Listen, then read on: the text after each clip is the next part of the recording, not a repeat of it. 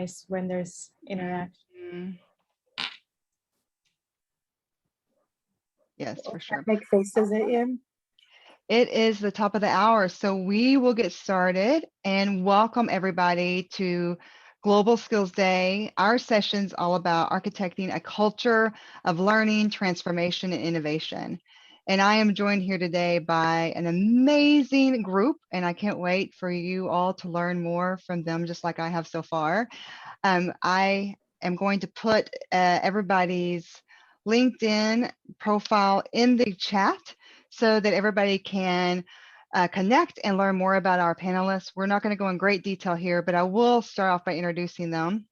I have Robyn Arville, and she's from Wikimedia Foundation. Welcome, Robyn. And then Nina Bressler Murphy. Hi, Nina. You're from Novartis Learning Institute. And then Guillermo Miranda from Boeing. Welcome. Y'all have such amazing backgrounds. I feel a little jealous. So those are amazing. Thank you for joining us today. We're going to dive right in because we have 50 minutes, which sounds like a lot of time, but I don't think it is based on our time together already. So I want to start our session with a question around discussing what a culture that has learning, transformation, innovation looks like or feels like to you. And I'm going to start with you, Nina, and let you kick us off here. Thank you. So yeah, for me, coming from Novartis, which is a company that's really aiming to reimagine medicine, we believe that we need a culture that is curious, inspired, and unbossed to do that. And the curiosity pillar is really where we let people open up their curious minds, express their desire to learn constantly, discover their passions so that they can find better ways of doing things, and really release themselves from assumptions. And then the unbossed piece really complements that. And that's where people can bring their most creative and productive selves into the work environment and really pursue their ideas. And that's where that innovation and transformation is born across the organization. I love that. Robyn, tell us a little bit about your thoughts. Yes, what a great topic. I'm so excited. So we at the Wikimedia Foundation, we are the global nonprofit organization that runs Wikipedia. And of course, Wikipedia, a very beloved website used by many. I hope you all do. And our vision is a world in which every single human being can freely share in the sum of all knowledge.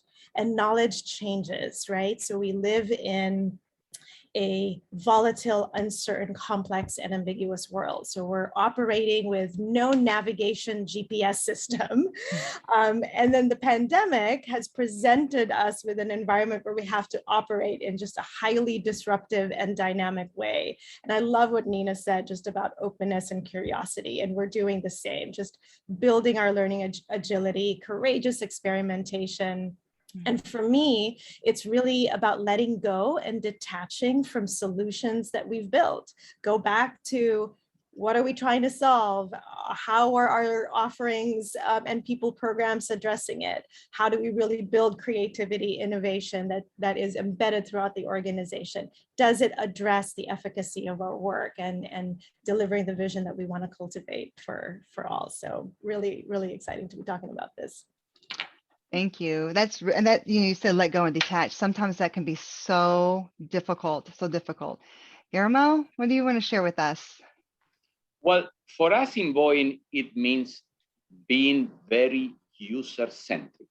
I think that for many years, we have developed a series of people processes that tend to be defined around administration instead of being thinking as a consumer. We want learning to be this object of desire where people get the innovation, the transformation, the opportunity to enhance their skill profile and keep their careers evolving. So we design and we maintain our learning and leadership journeys very much anchored on this North Star of user centricity, with a mindset of being iterative, and with a mindset of being flexible, and with a mindset of embracing the non-traditional ways to do things.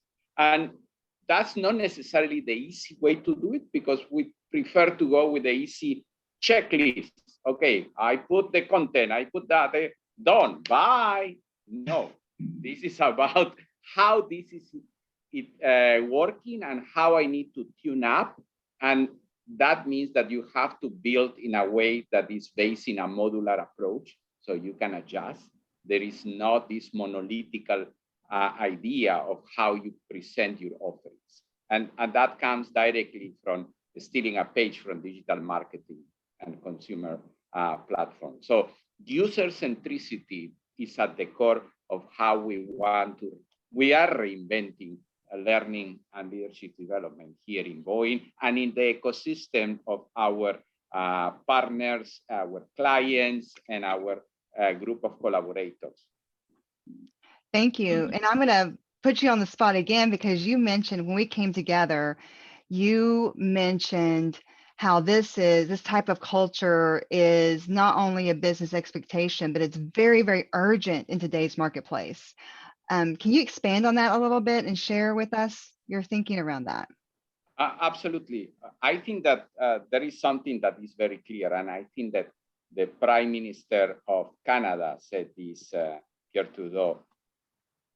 No, the marketplace has not been faster as of today and will never be as slow as of today. Okay? So that means that concurrently, there are several forces that are driving change and transformation on how we operate as companies and organizations. And that set of different forces that are driving the market require employees, the protagonists of the marketplace, to have a set of abilities that we as organizations need to help to provide. This learning agility, this ability to forget and relearn, this ability to learn socially instead of the traditional way of talking points in a PowerPoint. No? So I think that the business needs that, and we have a responsibility with the workforce to provide that, because the marketplace is moving so fast. The skills that are needing to be successful are continuously evolving.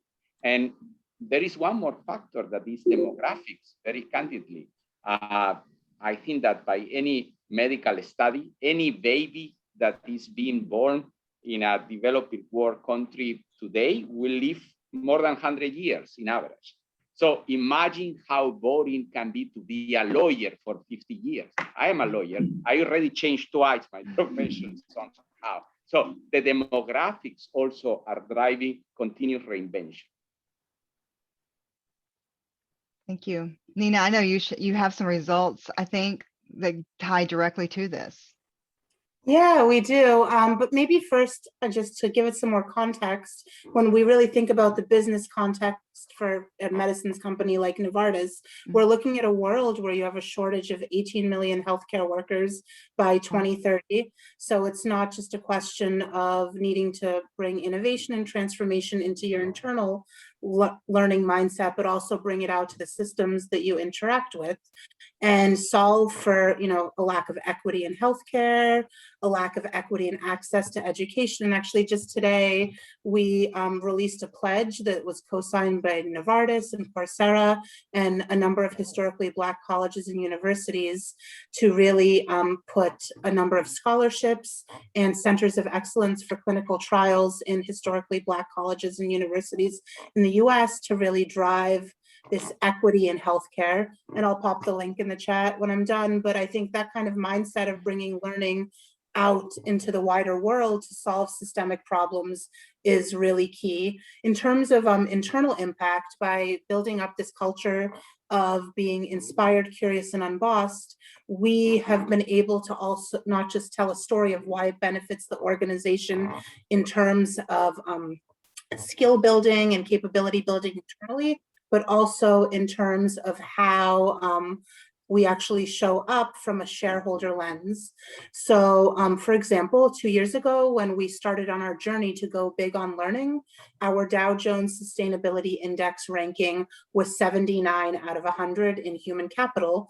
And through doing the work, we were able to bring that up to a score of 100 out of 100, putting us in the 100th percentile and actually impact the share price of Novartis in a positive way. And of course, it feels great to be able to tell the business that doing this work shows those kinds of results. That's amazing. Thank you for sharing that. Yes. So Robyn, what's your thoughts around this about really being urgent around this, urgent business expectation? I have such alignment and synergy with Nina and Guillermo and just their philosophy and all this as well in their companies. I read recently that within the next 5 to 10 years, 35% of skills considered important today will already have changed in the workforce. And so how do we build really the competency, the drivers that will continue to bring innovation and creativity in an organization? Millennials projected to be 75% of the workforce in 2025. And 65% of them say the opportunity for personal development is the main factor. Meaningful purpose in their jobs and development. So how do we become more comfortable living with continually evolving roles, org structures, and then learn to evolve these rapidly with minimal personal and organizational angst, right, and friction? So how do we support this? I love what Nina said again about openness, curiosity. I love what Guillermo said about modular design, user context. It needs to focus day to day on the capability gaps, how we have flexible, business-focused learning vehicles that builds people and organizational capabilities in a shorter time span, because things are going to get obsolete in such a fast way. So this is where we see the urgency. How do we increase employees' competency on curiosity, on learning agility, which could actually aid in better engagement amongst the team, impact to the organization, impact to the work, and actually have higher quality conversations with leaders, with staff. And so for us, it's really building that intellectual capital to address the capability and the capacity for our workforce systematically before even launching into strategic initiatives. And then we're scrambling later looking for the capabilities and the competence, right? So how do we really create thoughtful learning and development programs? And almost many organizations that I've seen right now are really looking deeper into disrupting it and having a better way to kind of build these solutions that were once affecting and impacting, but no longer probably serving for an organization that wants to scale and sustain. I think that goes right back to what we've heard already about, you mentioned user-centric, Guillermo, right? So like really rethinking things and then letting go and detaching. And I think that all just feeds into that. Once again, just to confirm what you stated previously. And to architect this type of culture, it seems like, and you have all mentioned this here in many different ways, we have to focus on many different levels and different areas. We have the individual layer, so that employee, we have the managers, we have the leaders, and how does this work in the overall organization, which does impact the culture, and how do we best enable these things? So I would love to hear from you and your thoughts around this. So what should we consider? What have you done? Maybe what hasn't worked? Any of those thoughts? I can share. Perhaps something that might be worth, maybe it could be controversial for some, but worth kind of pondering is, I think organizational cultures have focused on building higher performance. And what I'm hoping to see organizations do more of is building a culture focused on growth. Because perhaps, again, this might be controversial, but a culture focused on performance may not necessarily be the best or the healthiest or the most sustainable way. And perhaps focusing on creating a culture of growth, a growth culture that actually requires a blend of kind of individual organizational components, might be actually better for us as we think about the future of work, because a performance-driven culture often creates this zero-sum game. It creates a certain level of competition, and we're not really thinking about this more as a whole, more in the collaboration, more and back on that learning agility. And so how do we focus a growth culture? And what I see as components of that are creating an environment that really has safety, inclusion, belonging, focusing on continuous learning, focusing on experimentation. I think organizations tend to be risk averse. And so how do we bring more of this, yes, the platitude of fail, it's okay to fail, but in reality, in a performance-driven culture, it is hard, right? You tend to be risk averse. You don't want to go up there and say I failed, and so how do we stay hungry and stay humble? And I think more experimentation can help in this kind of fast dynamic change. And with that, more feedback, right? An organization that has a blend of really honest individual leadership, organizational, continuous feedback. Yeah, I think that really resonates for me, Robyn, and probably for you too, Guillermo, because actually in our organizations, our business cycle isn't one that is short. And so you're always looking for kind of long-term investments into your product portfolio, whether it's planes or innovative medicines. And to be able to sustain that, you need to all the time kind of be reaching out and touching the environment that you're operating in and realigning to it. So it's not that you start out on a strategy and continue on it for 5 years. And without that curious mindset of always asking and testing and experimenting to make sure that the context that you're working in is the right one, and then pivoting and navigating within that context, that's the only way you can really achieve long-term results. And the other piece that's really important for us there, I think as knowledge businesses, for all of us, is flattening the hierarchy. So in Novartis, we talk about that as unbossed leadership, but I think it's the same in any knowledge business. We know that if people feel somehow stifled or restricted in their pursuit of knowledge and of ideas, that can happen through a lack of psychological safety or through rigid hierarchies, then we actually can't achieve our full potential, because real learning happens not within individuals, but it happens in systems when people come together and create new knowledge and create new learning between each other. And that's where this kind of flattening of our hierarchies is so necessary, and it takes a totally new leadership paradigm to do that. Yes, absolutely. And I think that this is an important point, Robyn. And I think that one of the areas where we are trying to measure in Boeing is this culture of care, and care as a central role of leadership, as a central role of the people operations, human resources function. And that culture of care also is anchored on a very clear growth mindset. And in order to allow that kind of culture to work, you need to reinvent the traditional type of heroic hero leader that knows everything, that commands all the orders, that maintains the right hierarchical organization to make decisions. And the leaders are reinventing themselves, showing the level of vulnerability and showing that they don't know all the answers. I think that when you start assuming that clearly and recognizing publicly, I don't know the answer, we need to operate as a team, and I need to take care of this team in order to enable this growth, in order to enable the business goals that we are going to accomplish together.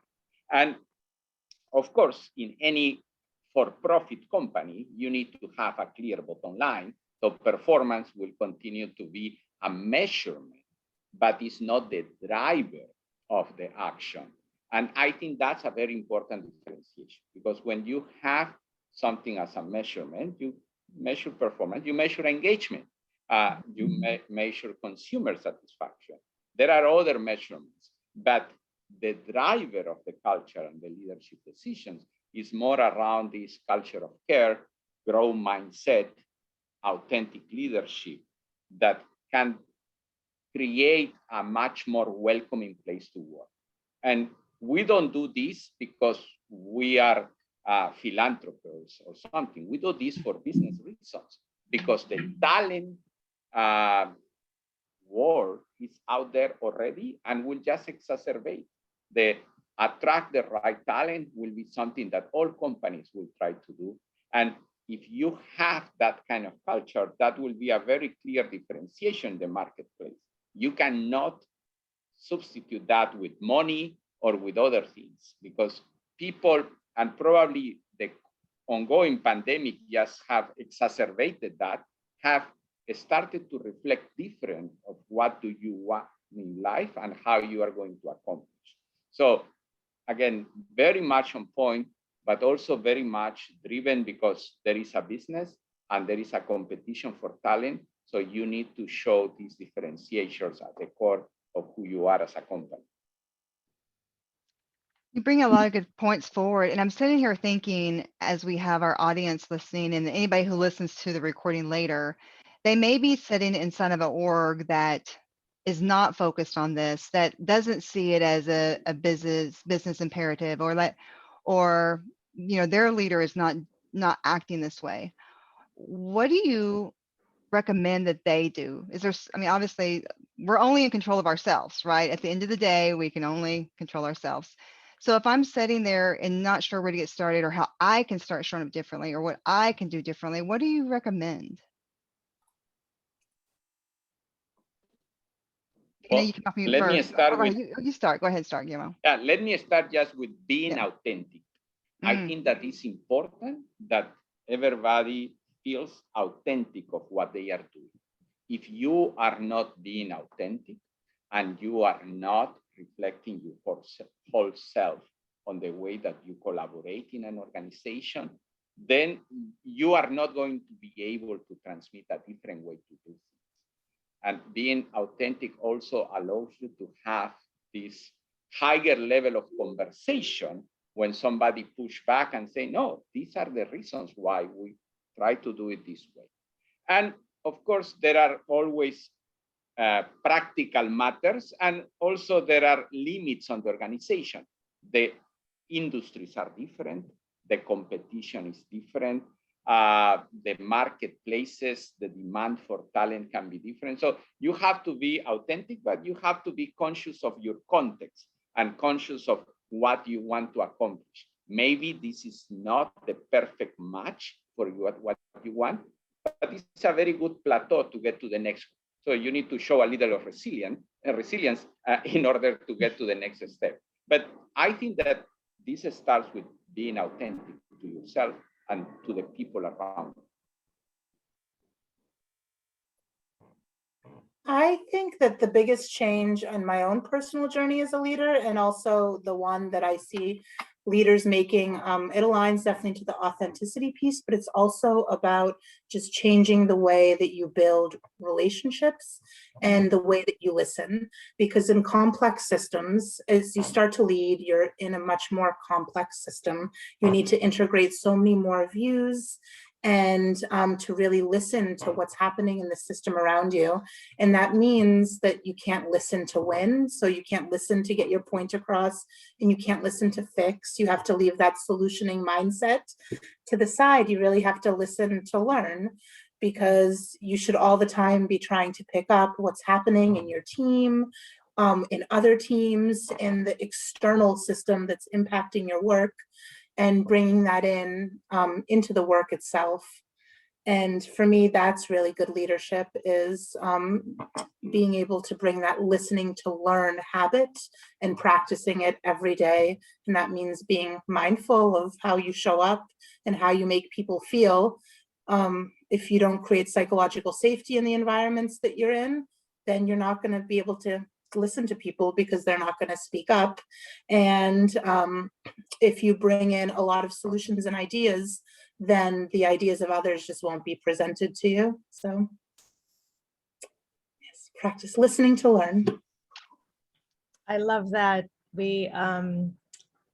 It's a core part of how we train and embed this value in our organization, this listen to learn, not listen to fix, or not listen to get your own perspective across right away. You're actually really being present and listening to, to learn.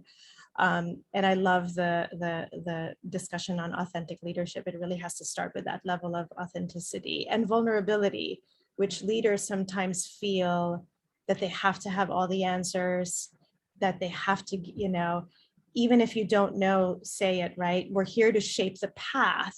But even if we don't know what it'll look like 2 years from now, 6 months from now, in the midst of such dynamic change like the pandemic, you can shape the path day by day, inch by inch, giving the direction, giving that level of confidence in your team, and that'll return tenfold to you. To me, it's also because we're touching on transformation, innovation, creativity, learning agility. I also believe that leaders should surround themselves with coaches, with prodders, with thinkers that are different, that continue to, our discussion on learning, unlearning, relearning in this environment. And so as leaders, good choices and good decisions are actually really built on healthy dialogue. So I love a good debate because it leads to a better outcome. I don't have all the answers. I want to learn from my team and from folks around me. It's important for us to be cognizant of the way other people think, because it can push us to continue to get better. And to me, that's how you can really transform and bring creativity and innovation. It's that healthy dialogue. It's the allowing for candor, allowing for that honest conversations and debates. Oh, and Robyn, I love that so much. I think part of, when I think about psychological safety, a lot of times I find that in our organizations, people think that it translates into being nice and creating artificial harmony. And the thing that we need to release in people is this fear of challenging and of having healthy conflict, where you bring conflicting ideas in, and out of it, something more transformative and innovative grows. And that means, really being open and authentic, like you said, Guillermo, in what you bring to the table, but then leaving space for your idea to transform and shift into something better and new. And I almost wonder, you mentioned I hear a lot of changes for leaders, like they're going to have to transform and change how they even think. And I almost wonder, just being curious, if the way that leaders show up today, you talked about maybe the hero or have to have all the answers, is because we are in a performance driven org. Maybe that's driving some of that. I don't know, but it goes to the next level of leadership overall. And how do we evolve leadership programs in our organizations to ensure our leaders are, upskilling and getting what they need to be the right leader at the right time for our people? What have you seen, or what are you doing within your organization? We're creating more cohorts. I think that's so important. Guillermo talked about that, of like learning, and Nina talked about just like, where does learning actually happen? For me, I believe leadership development programs are actually fundamentally reflective. Managers, leaders need to take a step back from the pressures of their day-to-day jobs, right? And sometimes it's a tension. You're a people manager, but you also have your own individual technical function and contribution you need to fulfill. And so where do you find the time? We talked about resilience. You can't have that without actually reflecting thoughtfully on experiences. And so we can bring leadership programs, we can bring concepts, we can bring, kind of the training, what's industry standard, what's core skills, but the participants in these leadership programs bring their experiences.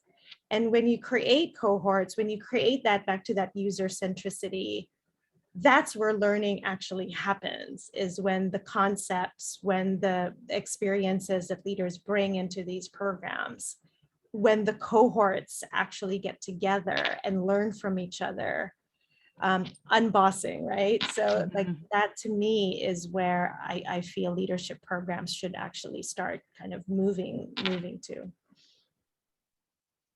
I think something interesting that's happened for us in Novartis is we've actually really reduced the number of leadership programs we have and started to put in an ecosystem that creates more practice.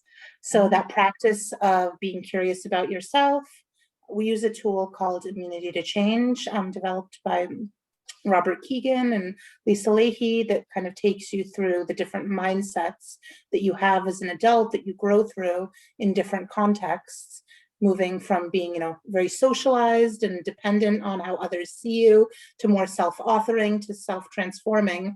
And just having leaders go on that journey, they become so much more vulnerable when they explore their own fears and their own limiting beliefs. They become so much more vulnerable and open to their teams. And it's infectious when people see that their leaders are able to be themselves, be authentic, and really express how the frame of mind that they have and the patterns they have sometimes limit them in the context that they need to operate in, then the team really steps up. And for me, that's at the heart of Unbossed, is how you as a leader, by being authentic, can enable the support structures around you to come together and integrate and create something better and more meaningful. Absolutely. Look, what I can share from our initiatives in Boeing is that we are more and more leaning towards hands-on experiences. So leadership is not something that you can teach by class. I think that there is some content that is needed. There are some frameworks that will help you to reflect, to have the right conversations. But more and more, we are organizing our leadership development initiatives around business challenges, real business challenges, where leaders can tackle a program and find a solution together and help them to understand that it's not about the very nice theoretical graphic, it's about the conversation that you are having today with these three people that are part of the team, and you need to deliver this solution. So it's a little of a risk getting out of the very comfortable space of leadership development happens in the leadership center, a shiny building where everybody comes to retreat for 5 days, and say, no, business development actually happens in the field. Business development happens when you have a group of people that are coming to solve a problem and use their real leadership skills in something that is happening for our clients or for our production lines or for the projects of the future, or to tackle sustainability that is at the core of how we are reinventing our company. So I think that there is no perfect formula, but I think that being much more experiential is important. I think that getting out of this mindset of shiny centers that teach you about leadership is good. Get your hands dirty, and then you will really learn how to be a leader. Yeah, and actually, I love that so much. But I think it's also not just for leaders, right? It's for everyone. I mean, sometimes everybody is a leader. Exactly. And how can we create more spaces for that kind of testing of boundaries and letting people explore things that are at the edge of their curiosity? One thing we've done at Novartis, which has been really interesting, is over the past few years, we started to run an internal accelerator. So we have other programs like this, but this one sits in our research and development division. And last year we had about 300 applications, 5 are chosen. And of those 5 teams, there's probably about 5 people on each team. They're actually pulled out of their day-to-day work and funded to explore their ideas in depth over a period of 12 to 18 months. And just by giving people that space for innovation and creativity in the context of a multinational, you see incredible ideas come to life. And so how can we do that more for people to let them be explorers in the context of our organizations? I love when you say explorers, because it is more so about the journey, right, than the end result. The journey can transform the leader, right, when you're really trying to learn and unlearn. And to me, when you're architecturing this type of kind of leadership program, we kind of went back to what are the core skills, what are the core competencies that have been driving talent to, you know, our talent strategy to date. What are the emerging competencies? Like I said, you know, 35% of skills will be obsolete in 5 years. So what do we see as crucial now that we didn't see before to actually be able to achieve our strategy? And then what are the skills that are evolving globally, right? Novartis, Boeing, like we're all in global organizations. And so what are the skills that are actually evolving globally, and how do we bring those applied skills and testing and experimentation into our organizations, compared to, you know, what Guillermo says, it's no longer the shiny, go to a center and come back renewed, a new, you know, a new person or a transformed person. And so, yeah. I'm curious, what are some things that you have done to really engage the leaders to get them excited about the programs you have, or really engaged, or to show up, you know, authentic? I would love to come to your organizations and be a part of everything that you mentioned here, but I also know that some people maybe aren't in the right mindset yet, or maybe they're busy with just business, you know, strategies. So what are some things that you've done to really engage them and get them excited? I think the way that our culture came to life actually was more of a bottom-up approach in terms of what we did. So when our CEO came in 2018, we knew that we wanted to bring this culture that is inspired, curious, and unbossed to life. But we went out and we asked the organization how that would come to life for them. And so we ran an ideation event in the second half of 2018 that generated about 1,700 ideas. And of the top 4 ideas, they went to a pitch competition that had just it felt like a game show and Shark Tank. It had a totally new look and feel. And a lot of senior leaders were involved around each of the final ideas, and those had come up from teams in the organization. And those ideas were around actually some of the big HR initiatives that we have today, which was incredible. It wasn't ideas about more coffee. 2 out of the top 4 ideas were around learning, actually. One was around access to the best learning opportunities, and another one was around time to learn. And out of that, our learning organization was then able to develop a strategy to really give access to the best learning opportunities, and the leadership made a commitment of an aspiration of 100 hours a year per associate to explore their curiosity and learn. And the other 2 ideas, one was around reimagining the way that we do performance management, to have more of a focus around purpose and impact rather than achievement of short-term goals. And the 4th idea, I can't remember, I'm so embarrassed, but the point is those were ideas that came up from the organization. And so I don't think it's always about leaders cascading, but again, about listening and seeing what bubbles up and then enabling that to come to life. Thank you. I have one more question before we end our session. Our time is, as I thought, was ticking by pretty quickly, but there's a lot of change happening now. And I know, Robyn, you called out like even how long skills are relevant, right? And we talked about the quote around how it will never be this slow again. I don't think I said that as nicely as you mentioned it, but I think that we can all acknowledge that change is happening. And many organizations are reactive in this fast-paced environment. And it's not that we never want to be reactive, because there are times when it's appropriate. But we also, on top of being reactive, we have to create room and space to think. And you've kind of mentioned this too, like in the learning and leadership development programs. But how do we do that? How do we create that space and room?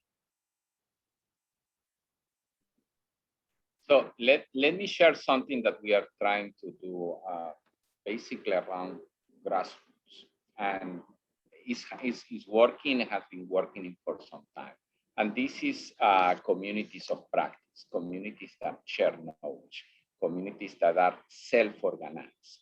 So when you give your leaders and your employees the opportunity to explore this curiosity about topics that are interested for them, and give them the opportunity to organize themselves to drive that initiative, you are creating those spaces for driving out of the box thinking, to driving out of the box initiatives without regulating how it should happen. And that is part of our reinvention as a company and how we want to tackle the whole set of challenges of the digital economy. Because I think at the end of the day, the key question from our CEOs is, do we have the skills that we need to succeed in the future? Do we have the skills that we need for creating satisfaction with our clients? And the answer should be yes, because we are creating those skills this way. And one way to help to create those skills is that you cannot mandate. You have to enable and drive the initiatives from the employees. So communities of practice, grassroots movements. We have a very successful example that is called the Learning Ambassadors. And this started with employees organizing themselves. They don't even consult learning. They created opportunities, they ran activities, and then we help them with some enablement.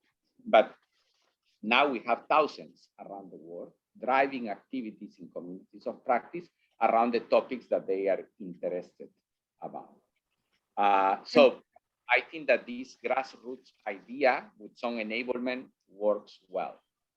I love that we have Robyn here, because isn't that the whole kind of ethos of Wikipedia, right? Yeah, it's the sum of all knowledge, right? It is. And by the way, we are using the open source wiki software to create these communities of practice. This is part of the options that the communities have to do what they feel is right. Yeah, and that is again back to knowledge, right? It is back to how we use knowledge, how we share knowledge, and have the resilience as people to also not be so reactive, to actually think thoughtfully, to be reflective, to get the information that we need. And I like that we're ending on reflection and resilience and not being reactive. We don't want to push too hard to a point that we're not thinking clearly. So we've got to build resilience. We've got to build reflection in the organization. We've got to protect our time. We got to build in those breaks of thinking and focused time.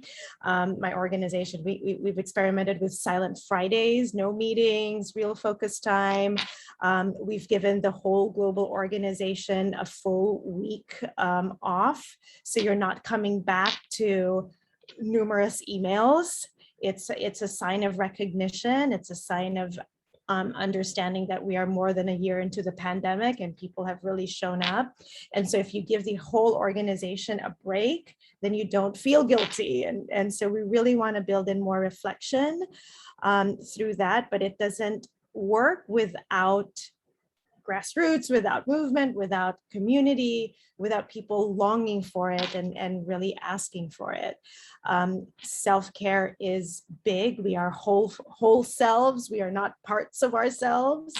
And it's hard for us to have context and to understand clearly if we don't have those moments of recover, recharge, resilience building. Yeah, that's such a good point, Robyn. Thank you. I think that we each have to fill up, make sure that our glasses are full so that we have something to spill over. And I just want to take it back to the communities around us, because I don't think it's enough to just do it within your organization. And something that we've been investing in at Novartis is also bringing those opportunities to build resilience, to reflect, and to learn about how you can, best manage yourself, to our friends and family. So we actually open up opportunities to learn through Coursera, to practice mindfulness through Awakened Mind, etc., and also deliver webinars on good nutrition and just managing the complexity of this world to not just our associates, but also ask them to invite their families and friends in to join in that as well, so that you have that whole system supporting you. Thank you. What a wonderful way to end this session. It has been an amazing time with you all. I appreciate everything that you shared with us today. Thank you so much. And thank you everybody for joining us for the Global Skills Day and talking about how we can architect the culture of learning, transformation, and innovation. And thank you, Guillermo, Robyn, and Nina. And I am Kandi Gongora, Thank you so and much. I'm so excited that everybody joined us. So I hope everybody has a wonderful day. Thank you. Bye. Thank you. Thank you so Thank much. you. Take care. Bye.